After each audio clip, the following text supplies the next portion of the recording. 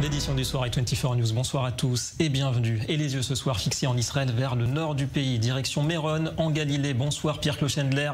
Image en direct derrière vous. Ce soir, c'est l'Akba Omer, donc fête traditionnelle ancienne en l'honneur de Rabbi Shimon Bar Yochai, grand maître des secrets de la Torah. Mais l'an dernier, les célébrations viraient au drame. Tout a été fait pour éviter que cela ne se reproduise. Quelle est l'atmosphère autour de vous? On entend des chants, des danses. Absolument. Il y a des danses, il y a des chants, mais la célébration a commencé par un deuil en fait, parce que les rabbins ont allumé des bougies en la mémoire et en l'honneur des 45 victimes qui sont mortes l'année dernière lorsqu'elles ont été écrasées dans la foule. Et cette année, évidemment, comme vous pouvez le voir, il y a beaucoup de place. Vous avez ici les femmes qui sont en train de prier. Et puis, à ma gauche, les hommes sont en train de prier.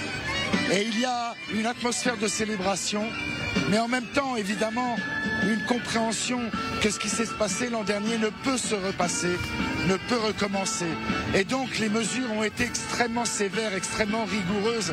Comme vous pouvez le voir à l'heure actuelle, le pourtour de la tombe du rabbin Shimon Bar Yochai est en train de se remplir parce qu'à 9h30, il y a à peu près une heure, les rabbins, en microphone, par haut-parleur, ont instruit la foule. Il y avait ici des milliers de gens de quitter les lieux pour permettre aux autres de pouvoir venir ici.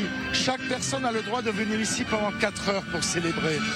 Ils viennent par groupe, ils célèbrent pendant 4 heures, ils prient sur la tombe du rabbin Shimon Bar Yochai et ils s'en vont au bout de 4 heures. Et ensuite, un nouveau groupe de quelques milliers de personnes vient ici pour 4 heures supplémentaires. Et cela va continuer comme ça pendant toute la nuit.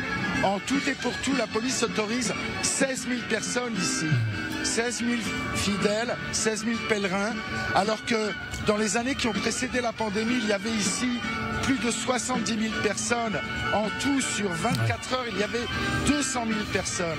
Donc, il y a 8 000 officiers de police pour 16 000 personnes. C'est à peu près un officier de police pour 2 personnes. Effectivement, sécurité maximale, on a compris. Du coup, beaucoup moins de monde que d'habitude, même si ça reste conséquent. En tout cas, ambiance festive.